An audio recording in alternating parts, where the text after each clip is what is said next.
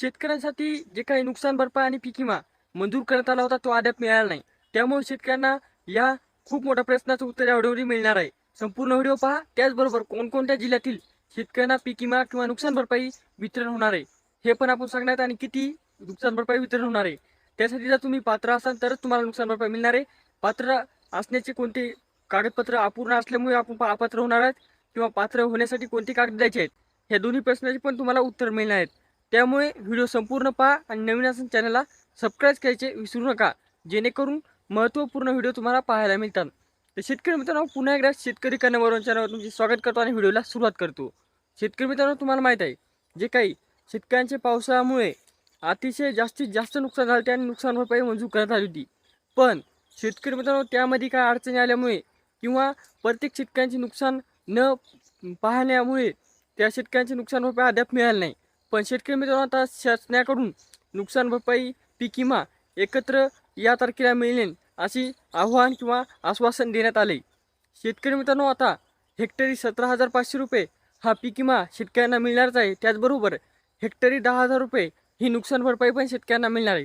आता शेतकरी मित्रांनो, त्यामध्ये नुकसान भरपाईसाठी कोणकोणते प्रमुख पिकं होते? कापूस, सोयाबीन, तूर, त्याचबरोबर आपलं उडीद, मूग आणि पावसाळी ज्वारी किंवा इतर पिकं.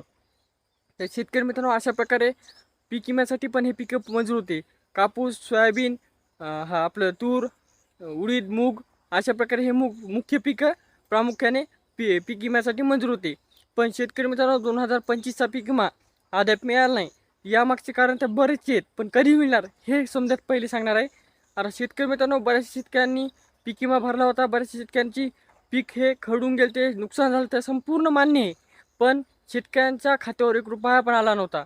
आता शेतकरी मित्रांनो, शासनाने आता या पीक विम्याकडे लक्ष देत काम करीत आहे. कारण की सध्या जिल्हा परिषद निवडणुका तोंडावर आलेल्या आहेत आणि या निवडणुकीच्या आसपास आल्यामुळेच जे काही पीक विमे आहेत किंवा नुकसान भरपाई आहे किंवा इतर योजनेचे पैसे तुम्हाला या महिन्यामध्ये मिळणार आहेत.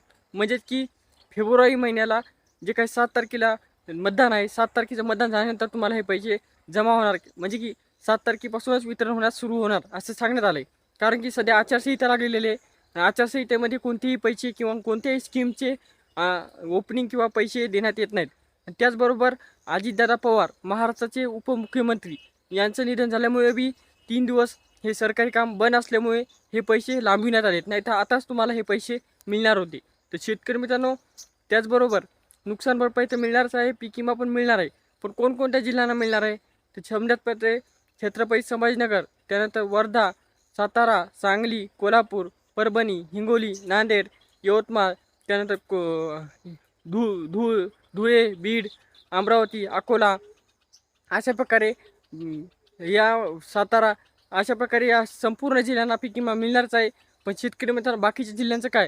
तर शेतकरी मित्रांनो, सरसकट पीक विमा वितरण होणार असं सांगण्यात आले. त्यामुळे महाराष्ट्रातील 34 जिल्ह्याच्या शेतकऱ्यांना हा पीक विमा मिळणार आहे. त्यामुळे कोणताही जिल्हा वगळणार नाही. तर हा पीक विमा तुम्हाला 7 तारखेनंतर, म्हणजे की 7 तारखेपासूनच वितरण होईल असं सांगण्यात आलं आहे. पण आता हे पैसे तुम्हाला तुमच्या खात्यावर पाहायचे असतात तर 2 कामं करून घ्यायचे आहेत. पहिलं म्हणजे की आधार कार्ड, KYC, ते बँकला लिंक.